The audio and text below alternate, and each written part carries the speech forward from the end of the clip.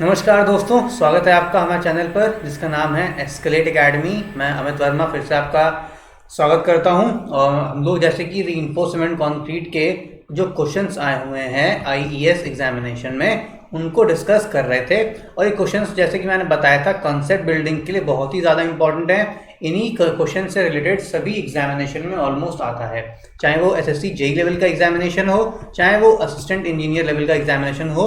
हालांकि कहीं ना कहीं इन क्वेश्चन से ही ये क्वेश्चंस बनते हैं और आपके एग्जामिनेशन में वो लोग देते हैं। तो और अगर आपने इंजीनियरिंग ईएस के क्वेश्चंस के सारे ऑब्जेक्टिव्स कर लिए जितने भी सब्जेक्ट्स के हैं, तो आपका जो बेस है वो बहुत ही ज़्यादा स्ट्रांग हो जाएगा और आपका जो एग्जामिनेशन है उसको क्लियर करने में कोई भी प्रॉब्लम नहीं आएगी।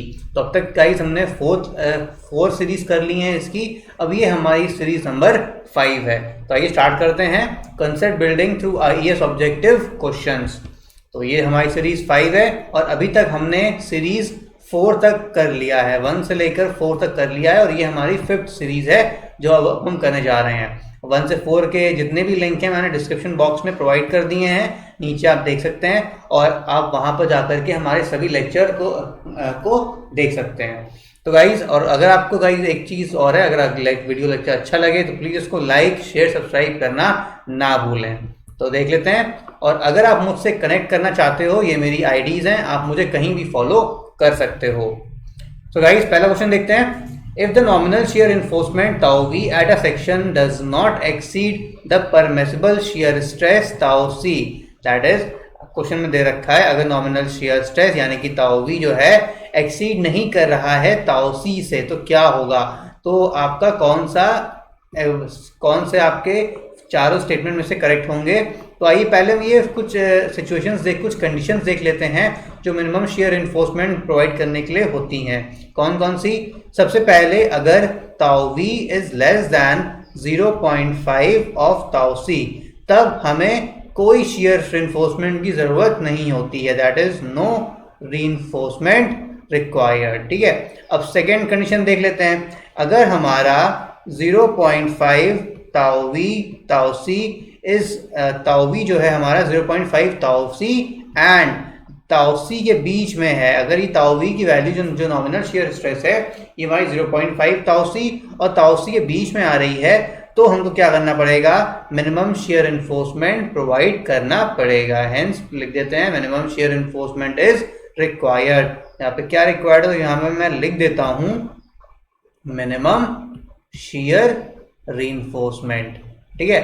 तो उसमें क्या है, वैल्यू रिक्वायर्ड होती है। और फर्स्ट केस में क्या था, हमें कोई रिक्वायरमेंट नहीं होती है जब हमारा वैल्यू ताउ v की 0.5 ताउ c से कम है। और अगर तीसरा कंडीशन हम देखें तो क्या बनता है, if tau v is greater than tau c and tau v is less than tau c max. अगर ये हमारी कंडीशन फॉलो होती है तो इस केस में जो हमें शेयर इन्फोर्समेंट प्रोवाइड करना पड़ेगा वो हमें ताउ v माइनस ताउ c इंटू bd के लिए प्रोवाइड करना पड़ेगा। यानी कि हमें जो एक्सेस शेयर है, यानी कि जो ताउ v है, जो ताउ v लग रहा है और ताउ c bd है, तो जो उसका शेयर स्ट्रेस है कंक्रीट का, अगर उससे हमें ज़्यादा, अगर ये हमारी कंडीशन सेटिस्फाई कर रही है तो हमें जो एक्सेस शेयर आ रहा है उसके लिए हमें रिइंफोर्समेंट प्रोवाइड करना पड़ेगा। तो ये तीनों कंडीशन हमारी होती हैं शेयर इन्फोर्समेंट्स की। तो आइए अब ऑप्शंस देख लेते हैं। पहला ऑप्शन क्या है, minimum shear reinforcement is still provided. दूसरा देख लेते हैं, shear reinforcement is provided to resist the nominal shear stress. तीसरा देखते हैं, no shear reinforcement is provided. और चौथा, shear reinforcement is provided for the difference of the two. यानी कि हमने पहले देख लिया था कि हमें क्या दिया होता क्वेश्चन में, अगर nominal shear stress tau v at a section does not exceed the permissible shear stress tau c, that is अगर हमारा ताउ v ताउ c से ज़्यादा बड़ा नहीं है, यानी कि एक्सीड नहीं कर रहा है, तो भी हमें मिनिमम शेयर इन्फोर्समेंट प्रोवाइड करना पड़ेगा। तो correct answer is a is the right answer for this question. So guys यहाँ पे आप लोग देख सकते हो हमें कब नहीं रिक्वायर्ड होता, जब हमारा ताउ वी की वैल्यू इज लेस देन 0.5 ताउ सी, तब हमें कोई भी रेनफोर्समेंट प्रोवाइड करने की आवश्यकता नहीं है, नो शियर रेनफोर्समेंट, सॉरी, ठीक है। और अगर वैल्यू ताउ वी की 0.5 ताउ सी और ताउ सी के बीच में है तो हमें मिनिमम शियर रेनफोर्समेंट प्रोवाइड करना ही पड़ेगा। और अगर ताउ सी से बड़ा है और ताउ वी जो है ताउ सी मैक्सिमम से छोटा है, तो हमें जितनी एक्सेस शियर जनरेट हो रहा है उसके लिए हमें शियर रेनफोर्समेंट प्रोवाइड करना पड़ेगा। So guys correct answer question का क्या है? A is the right answer for this question. तो आपने देखा कि एक क्वेश्चन से हमने तीनों कंडीशंस डेवलप हुई हमारी, और इन तीनों डेवलप क्वेश्चन से आपका कोई भी 3 क्वेश्चन आसानी से बन सकते हैं। 4 क्वेश्चन इस एक क्वेश्चन से हमारे 4 क्वेश्चन डिराइव हो सकते हैं, और चारों कंडीशन पे कुछ ना कुछ पूछ सकता है किसी भी एग्जामिनेशन में। सो गाइस ये बहुत क्वेश्चंस बहुत ही ज़्यादा इंपॉर्टेंट हैं, आपको हर स्टार्टिंग से लेकर एंड तक देखना ही है। अगला देखते हैं, ये बहुत ही इंपॉर्टेंट क्वेश्चन है और अक्सर जेईई लेवल के एग्जामिनेशन में आज पूछ देता है कि, और ये IAS 1996 में आया हुआ है। तो guys shear span is defined as the zone where, shear span कौन सा जोन होता है जहां पर शियर फोर्स कांस्टेंट होती है, ठीक है, जहां पर शियर फोर्स कांस्टेंट होती है वो हमारा शियर स्पैन कहलाता है। Hence correct answer will be shear force is constant, that is C is the right answer for this question.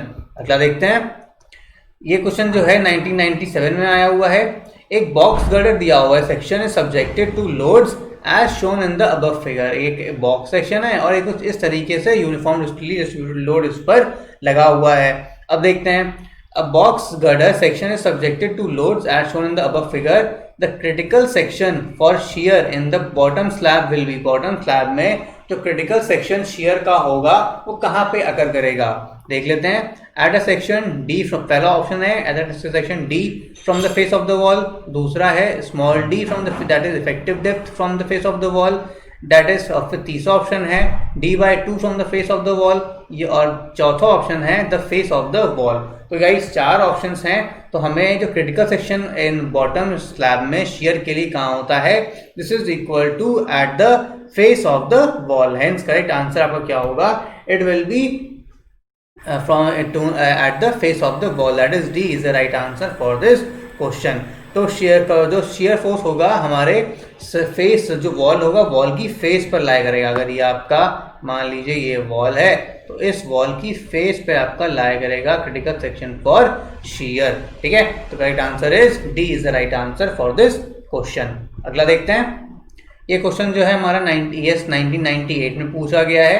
तो पहला क्वेश्चन पढ़ते हैं, क्या है, इन अ रीइंफोर्स्ड कंक्रीट रिटेनिंग वॉल अ शियर की इज प्रोवाइडेड। अगर कोई भी shear reinforced concrete retaining wall है तो हमें शियर की क्यों प्रोवाइड करते हैं गाइस। तो आपको पता होगा, अगर ये आपका रिटेनिंग वॉल पहले होता क्या देख लेते हैं। कुछ इस तरीके की वॉल होती है जो आपका बैकफिल जो है, ये जो सॉइल हो गया या आपका जो सॉइल मास हो गया, इसको एक जगह पर रखने की काम आती है ये रिटेनिंग वॉल, ठीक है। यानी कि इसका मतलब कहने का ये है कि हॉरिजॉन्टल लोड को रेजिस्ट करने के लिए रिटेनिंग वॉल का इस्तेमाल किया जाता है। तो गाइस अब इसमें क्या है कि पहला ऑप्शन देख लेते हैं, क्यों प्रोवाइड करते हैं। अब हमें पता है कि जब इसमें हॉरिजॉन्टल लोड लगेगा यानी कि कहीं ना कहीं इसमें स्लाइडिंग जनरेट होगी ही होगी between the bottom of this wall and the foundation. जो फाउंडेशन में जो आपका मटेरियल फिलअप है उसके बीच एक हॉरिजॉन्टल स्लाइडिंग जनरेट होगी। तो उस हॉरिजॉन्टल स्लाइडिंग को रोकने के लिए हम शियर की का इस्तेमाल करते हैं। कुछ इस तरीके से शियर की प्रोवाइड होती है, और अगर हमारा हॉरिजॉन्टल लेटरल लोड लग रहा है तो उसमें ये जो शियर की होती है कुछ इस तरीके से ये आपका लेटरल लोड को रेजिस्ट कर लेती है। पहला देख लेते हैं, शियर क्यों प्रोवाइड करते हैं। Shear stress in the vertical stem is excess, या B shear force in the toe slab is more than the heel slab, C retaining wall is not safe against sliding, और चौथा option क्या है, retaining wall is not safe against overturning. तो guys हमें पता है कि रिटेनिंग वॉल हमेशा हम शियर की इसलिए प्रोवाइड करते हैं क्योंकि जो हमारा रिटेनिंग वॉल है वो स्लाइडिंग में सेफ नहीं होता, वो वॉल स्लाइड कर सकता है। क्योंकि वो हॉरिजॉन्टल लेटरल लोड्स को रेजिस्ट करता है, इसलिए। Hence correct answer will be C is the right answer for this question. अगला देखते हैं, the safe shear resistance of an anchor connector is given by where k क्या है, k is the coefficient and other symbol have the usual meaning. तो safe जो shear resistance होता है anchor का वो देते हैं v is equal to K S Y into A T. तो ये आपका is the correct answer for this question. So v is equal to K F S Y into A T. अगला देखते हैं, ये इंजीनियरिंग सबसे 2000 क्वेश्चन में आया हुआ है, 2000 ईयर में आया हुआ है. क्वेश्चन पढ़ते हैं क्या है. While checking the shear resistance of a reinforced concrete beam for limited state of collapse as per IS 456, which one of the following nominal shear stress recommendation is to be adhered? यानी कि कौन सा following recommendation है जो हमें देखना है, बताता है IS 456, जिसमें कि we use the shear force at vertical cross section, B and D are the overall breadth and effective depth of the beam. D is the overall width है और D is the effective depth है. तो hence correct answer will be क्या होगा, it will be equal to VU upon VD. is हमें पता है shear stress tau भी क्या होता है, VU upon VD. hence D is the right answer for this question. अगला देखते हैं गाइस. अगर आपको वीडियो अच्छा लग रहा हो तो प्लीज इसको लाइक शेयर सब्सक्राइब करना ना भूलें. तो गाइस अपना अगला क्वेश्चन देखते हैं. Shear capacity of a concrete beam increases with increase in tension reinforcement. अब हमें क्या पता है और उसका रीजन क्या है, ये हमारा assertion रीजनिंग का है और रीजन से क्या दे रखा है, increase in tension reinforcement increases the aggregate interlocking force. यानी कि अब इसमें क्या चीज होती है, पहले आइए देख लेते हैं थोड़ा सा क्या क्या चीजें होती हैं. ये देखिए, अब जो एक्शन होता है किससे रेजिस्ट होता है, बेसिकली हमको ये पता होना चाहिए कि जो रेजिस्टेंस हो रहा है उसको किससे रेजिस्ट करता है. अगर हमारा कुछ इस तरीके से आपका वॉल है, ठीक है, इस तरीके से आपका क्रैक पोर्शन हो गया, ये आपका स्टील, ये आपकी स्टील कुछ स्टिरअप्स डायगोनल रेनफोर्समेंट प्रोवाइड कर दिया, ठीक है, और ये आपका कुछ इस तरीके से क्रैक वाला पोर्शन हो गया. अब हमें पता है जो इसमें रीइंफोर्समेंट होगा ये क्या है, shear रेजिस्टेड बाय अनक्रैक्ड पोर्शन, यानी कि V जो है अनक्रैक्ड पोर्शन रेजिस्ट कर गया, और ये क्या हो गया, एग्रीगेट इंटरलॉकिंग के कारण जो आपका है ये आपका हो गया aggregate interlocking, VAV aggregate interlocking.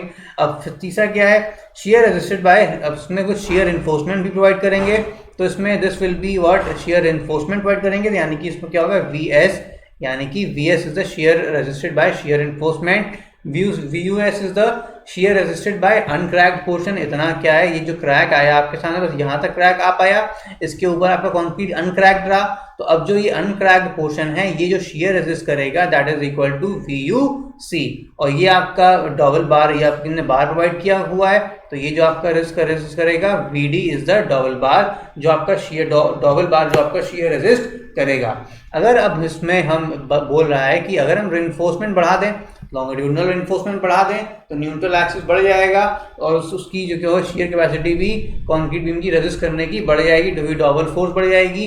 Hence अगर हमारा V अगर ये है shear पे V आ रहा है, so this VZ will be resisted by what, how much, तो it will be equal to VD plus VS plus VUC plus VAV. ठीक है, ये AV क्या है, आपका एग्रीगेट, जो आपकी एग्रीगेट यहाँ पे होते हैं उनकी इंटरलॉकिंग की वजह से भी shear रेजिस्टेंस होता है. तो ये चारों चीज़ें होती हैं जो आपकी shear रेजिस्टेंस कराती हैं किसी भी कंक्रीट के बीम में. तो गाइस इसका अगर हम क्या shear इन्फोर्समेंट बढ़ा दें तो डबल एक्शन बढ़ जाएगा, डबल फोर्स बढ़ जाएगा, तो हेंस जिसके कारण shear कैपेसिटी ऑफ कंक्रीट की वो भी इंक्रीज कर जाएगी. सो गाइस ए इसका करेक्ट ऑप्शन होगा, that is A, assertion A correct है, और R is the correct option for this assertion A. Hence answer will be, अगर आप आंसर देखोगे answer will be A is the right answer, that is A correct है और R correct reason है assertion A का. तो guys अगला question देखते हैं. द मैक्सिमम परमिसिबल, ये तो क्वेश्चन तो 2001 में आया हुआ है, तो देख लेते हैं. Maximum permissible shear stress tau C maximum given in BIS 456 1978 is based upon. जो आपका मैक्सिमम परमिसिबल shear stress है ताऊ सी मैक्सिमम, ये किस पे डिपेंड करता है, ये हमारा डिपेंड करता है डायगोनल कंप्रेशन फेलियर पर। क्यों अभी डायगोनल कंप्रेशन फेलियर पर क्यों कमेंट करता है? बिकॉज अगर टोटल क्रॉस सेक्शनल एरिया मान लीजिए लेते हैं, अगर टोटल क्रॉस सेक्शनल एरिया इसका ASV है, और ASV क्या है? This is the area of stirrups, ये आपका स्टिरप्स का एरिया हो गया जो हमने स्टिरप्स प्रोवाइड करी है, एंड बेंट अप बार्स का एरिया हो गया, एंड बेंट अप बार्स जो हम प्रोवाइड करते हैं स्लैब बीम में, स्लैब में जो ऑल्टरनेट बार इस तरीके से टर्न कर दिए जाते हैं इस तरीके से, तो ये आपको कहलाते हैं बेंट अप बार्स। तो ये आपका हो गया ASV हो गया स्टिरप एरिया किसका? स्टिरप्स का और बेंट अप बार्स का। अगर नॉर्मली अगर ये एक इनकी सर्टेन लिमिट होगी जिसमें जितना ये प्रोवाइड कर देंगे, अगर इस लिमिट से स्टिरप्स का एरिया और बेंट अप बार्स का एरिया एक्सीड कर जाए, ठीक है, याद ध्यान से सुनिएगा, अगर स्टिरप्स का एरिया इसकी जो लिमिट है उससे एक्सीड कर जाता है तो क्या होगा? तो क्या होगा कि इसमें सेक्शन होगा हमारा स्ट्रांग हो जाएगा। किस चीज में? डायगोनल टेंशन में स्ट्रांग हो जाएगा, ठीक है, as compare to diagonal compression. यानी कि टेंशन इन्फोर्समेंट बढ़ा दी, यानी कि स्टिरप्स बढ़ा दिया हमने और आपका बेंट अप बार्स बढ़ा दिए, तो क्या होगा? ये डायगोनल टेंशन में बहुत ज़्यादा स्ट्रांग हो जाएगा और डायगोनल कंप्रेशन में थोड़ा सा वीक हो जाएगा। यानी कि टेंशन में स्ट्रांग हो रहा है और डायगोनल कंप्रेशन में वीक हो रहा है, तो किसमें फेल करेगा? ये वीक डायगोनल कंप्रेशन में ही फेल करेगा। तो maximum permissible shear stress tau maximum किस पे बेस्ड होता है? This is based upon diagonal compression failure, ठीक है। तो करेक्ट आंसर क्या हो गया? B is the correct answer for this question. अगला देखते हैं, the chances of diagonal tension cracks in RCC member reduce. Diagonal tension crack का आरसीसी मेंबर में रिड्यूस हो जाता है कैसे? जब हम सेक्शन में जब हम एक्सियल टेंशन लगाएंगे और शियर फोर्स लगाएंगे, जिसके कारण क्या होगा? जो टेंसाइल क्रैक जो पड़ रहे हैं वो थोड़े से रिड्यूस हो जाएंगे। कैसे? अगर मान लीजिए ये आपका बीम है और अगर इस बीम में हमने एक्सियल टेंशन लगाया इस तरीके से और ये फोर्स लगाया और एक्सियल टेंशन हमने कुछ इस तरीके से लगाया। अब एक्सियल टेंशन लगाने से क्या होगा? जो इसमें क्रैक फॉर्मेशन होगा ये थोड़ा सा रिड्यूस कर जाएगा। तो गाइस करेक्ट आंसर क्या होगा? Axial tension and shear force जब साइमल्टेनियसली एक्ट करेंगे तभी हम डायगोनल टेंशन क्रैक को रिड्यूस कर सकते हैं। Hence B is the correct answer for this question. अगला देखते हैं, ये क्वेश्चन हमारा 2002 में आया हुआ है। The codal provision recommends minimum shear enforcement in the form of stirrups in the beam. अब मिनिमम स्टिरप्स हम क्यों प्रोवाइड करते हैं बीम में, देख लेते हैं। क्योंकि पहला तो है to control the propagation of diagonal cracks. पहला डायगोनल क्रैक्स रोकने के लिए हम प्रोवाइड यूज करते हैं। उसके बाद उसके जो हम शियर इन्फोर्समेंट प्रोवाइड करते हैं, उसके बाद डक्टिलिटी भी इम्प्रूव होती है, इससे डक्टिलिटी भी इम्प्रूव कराते हैं। और डॉबल एक्शन जो लॉन्गिट्यूडनल बार होता है उसका डॉबल एक्शन भी बढ़ाते हैं, यानी कि डॉबल एक्शन भी इसका इंक्रीज करते हैं। Dowel action of longitudinal bars, dowel action of longitudinal bars भी आपका इंक्रीज करता है। हेंस थर्ड यानी कि second and third is the right answer for this question. So guys B is the correct answer for this question. अगला देखते हैं, ये क्वेश्चन हमारा 2003 में आया हुआ है, तो आइए इसको देखते हैं क्या है। ये रिइंफोर्स्ड कंक्रीट बीम है, 10 मीटर इफेक्टिव स्पैन दे रखा है एंड 1 मीटर इफेक्टिव डेप्थ दे रखा है। यानी कि कुछ इस तरीके से हमारी बीम प्रोवाइड कर रखी है हमें। ये हमारी बीम हो गई और ये इसका सपोर्ट हो गया। क्या दे रखा है? 10 मीटर स्पैन का दे रखा है, यानी कि कंप्लीट स्पैन हम लेंथ दे रखी है हमारी 10 मीटर एल इफेक्टिव और 1 मीटर इफेक्टिव डेप्थ, और बस का दे रखा है 1 मीटर इफेक्टिव डेप्थ भी हमको दे रखी है 1 मीटर, ठीक है। और जो डायमेंशन दे रखा है वो कितना दे रखा है? 500 × 500 mm। कॉलम्स पे सपोर्ट है, ये कॉलम का डायमेंशन दे रखा है, तो कॉलम का डायमेंशन कितना दे रखा है? 500 mm दे रखा है। If the total uniformly distributed load on the beam is 10 mega Newton पर मीटर, यानी कि जो लोड हमको यूडीएल लगा रखा है इस पे कितना लगा रखा है? 10 मेगा न्यूटन पर मीटर। इतना इस पे लोड हमको दे रखा है। कौन सा लोड है? ये यूडीएल लोड है। अब हमको बताना है the design shear force for the beam. Beam के लिए डिजाइन शियर फोर्स कितना होगा।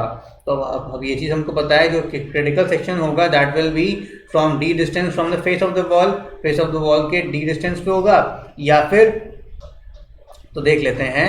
सबसे पहले देखते हैं शियर फोर्स जो यहाँ पे सपोर्ट पे डेवलप होगा कितना होगा V।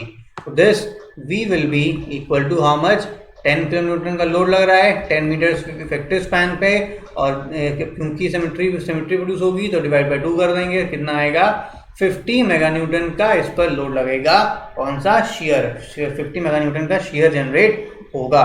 ठीक है, अब देखना है, क्योंकि हमको डिजाइन शियर फोर्स निकालना है, तो डिजाइन शियर फोर्स निकालने के लिए क्रिटिकल डेप्थ से कहाँ होगी, critical depth will be at a distance d from the face of the support, यानी कि सपोर्ट के फेस से d डिस्टेंस पे होगी, या फिर देख लेते हैं क्रिटिकल सेक्शन जो होगा हमारा at distance d from face of the support, face of support के फेस से डी डिस्टेंस पे होगा हमारा क्रिटिकल सेक्शन।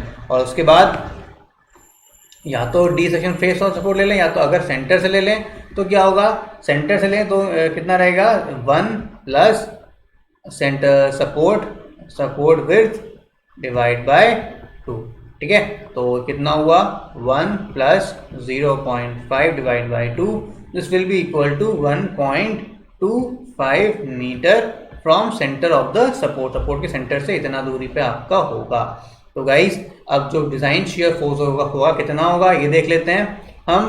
तो जो डिजाइन शियर फोर्स होगा that will be VU will be equal to how much, पहला जो लोड कितना है शियर इसका 10 × 10/2, और लेकिन अब फिर क्रिटिकल सेक्शन का जो शियर फोर्स आ रहा है वो हम रिड्यूस कर देंगे, तो माइनस 1.25 × 10, यानी कि अगर जो क्रिटिकल सेक्शन है कितने सेंटर से कितना दूरी है, यहाँ से ये सेंटर हो गया, ये सेंटर से यहाँ तक कितना है 1.25 मीटर है ये, तो यानी कि जो व्यू हो गया this shear will be equal to 50 minus 12.5 and this will be equal to 37.5 kilo mega Newton. So guys, correct answer will be 37.5 mega Newton will be the correct answer for this question. तो guys इसका right answer क्या है, C is the right answer for this question. तो guys इस question में हमने देख लिया कि जो डिजाइन शियर फोर्स कैसे हम निकालेंगे। सबसे पहले हमने क्या किया, शियर निकाला। शियर निकालने के बाद हमने जो आपका क्रिटिकल सेक्शन था कहाँ पर सेक्शन फेल करेगा वो चीज़ निकाली क्रिटिकल सेक्शन में। अब फिर हमने क्या किया, वहाँ पर जो नेट इफेक्टिव शियर फोर्स आ रहा है उसको हमने निकाल दिया और वही हमारा डिजाइन शियर फोर्स होगा। तो गाइस अगला क्वेश्चन देखते हैं। ये तो क्वेश्चन है 2004 में आया हुआ है, देख लेते क्या है। Minimum shear reinforcement as stirrups must be provided in the beams even if the shear stress tau v is less than the shear strength of concrete. ये चीज हमने शियर एनफोर्समेंट के कंडीशंस पढ़ लिए थे, कौन कौन जो कंडीशंस थे। इसका आंसर और उसका रीजन देख लेते क्या है। The bending of beams creates a tendency in the particles to slide upon each other within the beam. The tendency is called shear. So this reason is not correct. This reason is false. So guys, correct answer will be B is the right answer for this question. क्योंकि bending of beam से shear generate नहीं होता, ठीक है। this tendency को हम shear नहीं कहते, तो ये B गलत है और A हमारा सही है। Hence correct answer will be B is the right answer for this question. अगला देखते हैं। Which one of the following statement is correct? कौन सी स्टेटमेंट इसमें से करेक्ट है। Minimum shear reinforcement in the beam is provided in the form of stirrups. पहला to resist extra shear force due to live load, दूसरा to resist effect of shrinkage of concrete, तीसरा to resist principal tension, चौथा to resist shear crack at the bottom of the beam. तो minimum shear reinforcement क्यों provide करते हैं देख लेते हैं। सबसे पहले क्या है, डायगोनल क्रैक को, जो डायगोनल क्रैक आ रहा है इसको रिड्यूस करने के लिए। दूसरा क्या है, prevent sudden failure, sudden failure होता है इसको प्रिवेंट करने के लिए। जो तीसरा क्या है, टेंशन फेलियर को रिड्यूस करने के लिए, रिड्यूस टेंशन फेलियर। और फिर चौथा क्या है, holding reinforcement at their place, holding reinforcement at place. ठीक है। तो ये 4 ऑप्शंस होते हैं हाँ हमारे जो मिनिमम शेयर एनफोर्समेंट प्रोवाइड करने के काम आते हैं। तो मतलब इनफॉर्म जो हमें स्टेप्स प्रोवाइड करी जाती हैं, क्यों करी जाती हैं, इन चारों कंडीशंस को सेटिस्फाई करने के लिए हमें मिनिमम शेयर एनफोर्समेंट प्रोवाइड करी जाती हैं। सो गाइस इसमें D is the correct answer for this question, that is to resist shear cracks at the bottom of the beam will be the correct answer. अगला question देखते हैं, which one of the following statement is correct, diagonal tension reinforcement is provided in a beam, जो diagonal tension reinforcement beam में provide करती हैं as longitudinal बार या as bent up बार या as a helical reinforcement या 90 degree bent at the main bends of the main bar.